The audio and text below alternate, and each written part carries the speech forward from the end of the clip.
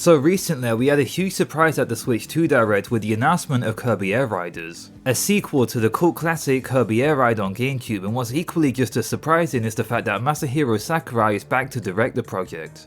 To further put things into perspective, the original Kirby Air Ride was 23 years ago, and since then we've had 4 mainline Smash games. Air Ride was the last game in the series that Sakurai directed, so to see him return with a sequel to that cult classic is very fitting.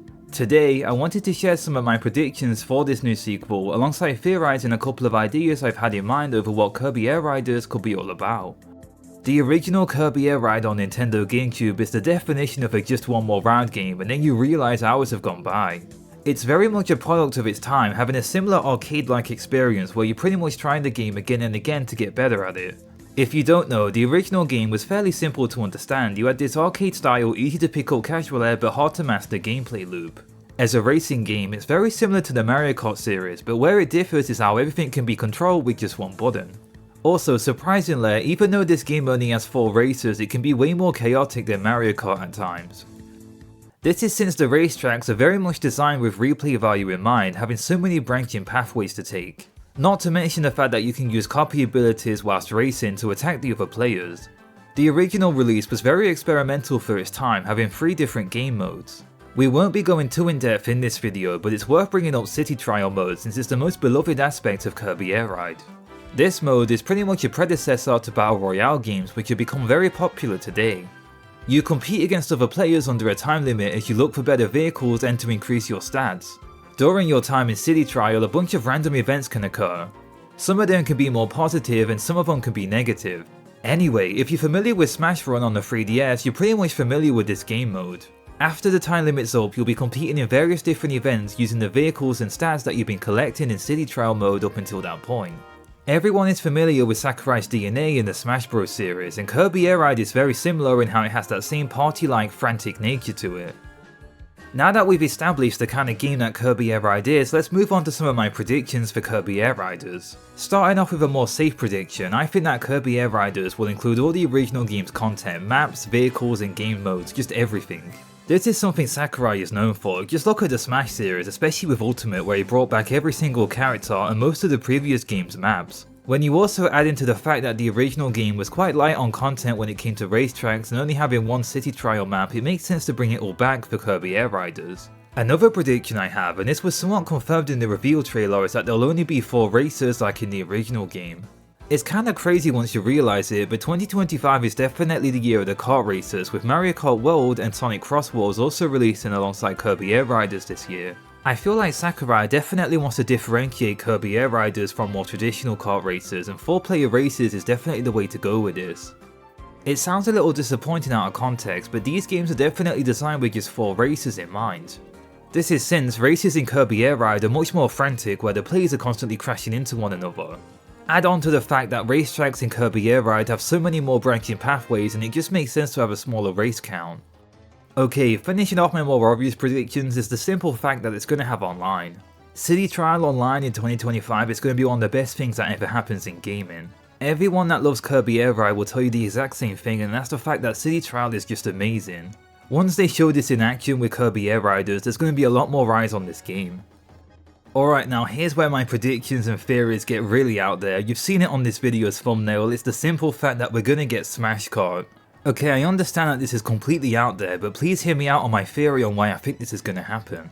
Countless amounts of people online and during the livestream mistake Kirby Air Riders as a Smash reveal. This is due to the fact that it references World of Light with the art style as well as Kirby being on the Warp Star. Of course, there's definitely an argument to be made here that this is just a cute little reference to World of Light and nothing more than that, but I feel like there's more evidence building up to a potential Smash Kart. Now, let me take you back to a more simpler time, 10 years ago, back when Smash Wii U and 3DS wasn't out yet and a certain reveal trailer was shown. I still remember back during the announcement of Rosalina in Smash, so many people thought that we was getting a Smash Kart due to this reveal trailer. Bear in mind 2 facts as well, this trailer clearly references Kirby Air Ride with having Kirby ride the Warp Star alongside music playing from the opening. The second point I'd like to make is something Sakurai confirmed back during the development of Smash Ultimate, and that's the fact that he personally directs these trailers. It's hard to paint this picture for a lot of people who wasn't on social media at the time, but this trailer is the earliest example of the seed of Smash Kart being planted in people's minds. Now, moving on from this fact is my next point to prove this theory, and that's when Link was added into Mario Kart 8 that same year. It's always been a polarizing discussion between Mario Kart fans, but when they added guest characters into Mario Kart 8, a lot of people liked this. But now that the next mainline Mario Kart game is finally coming out and there's no guest characters to be seen, I definitely think that this fact supports my theory. Think about it for a second, Kirby Air Riders and Mario Kart World would have been in development around the same time.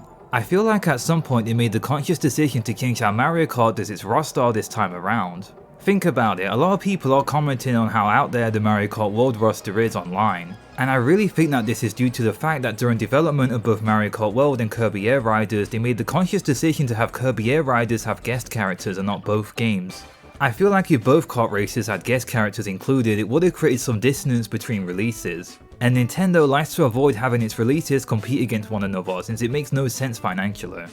But don't worry, for those of you that aren't convinced, I still have one point that can really push this theory. And that is the simple fact that this game is called Kirby Air Riders. Like, think about it, who are these riders?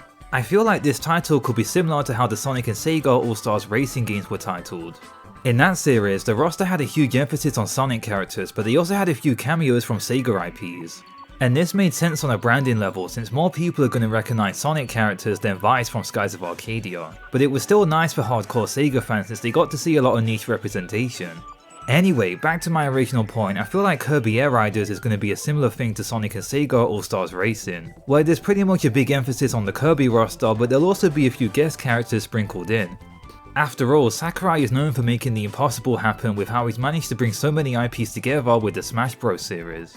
It's part of his identity at this point and what he's known for. Whilst personally, I'll play any game made by Sakurai since he's such an incredible director in his own right. I definitely think that with the addition of guest characters, Kirby Air Riders will appeal more to a mainstream gaming audience. Plus, it's important to realise that Sakurai just enjoys referencing older games in his titles. Even outside of Smash Bros, Kid Icarus Uprising and the Great Cave Offensive from Kirby Superstar references so many older games. I can understand that there's an argument to be made that Sakurai wants to differentiate himself more from the Smash Bros series.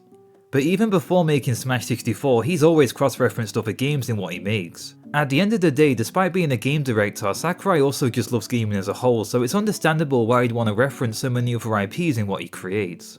Anyway, so now that I've established my theory, I just want to go over certain guest and vehicle cameos that we could see in Kirby Air Riders.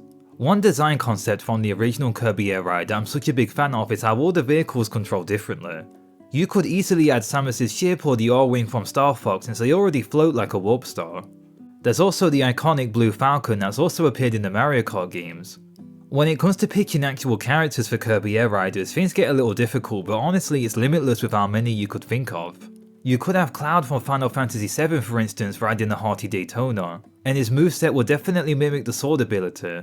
You could have Captain Falcon with his moveset mimicking the fighter ability, and it definitely makes sense to have characters like Samus or Mega Man mimic the beam ability with how you can charge their arm cannons. Also, as Sakurai embraces the modern Kirby games, there'll be so many extra copy abilities in Kirby Air Riders. So needless to say, they could easily map those abilities to characters from other game series.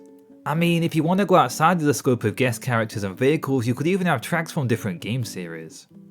One reoccurring issue I find a lot of kart races have that aren't Mario Kart is the simple fact that a lot of the racetracks aren't very recognisable. Even in the original Kirby Air Ride, I found this to be a bit of a problem.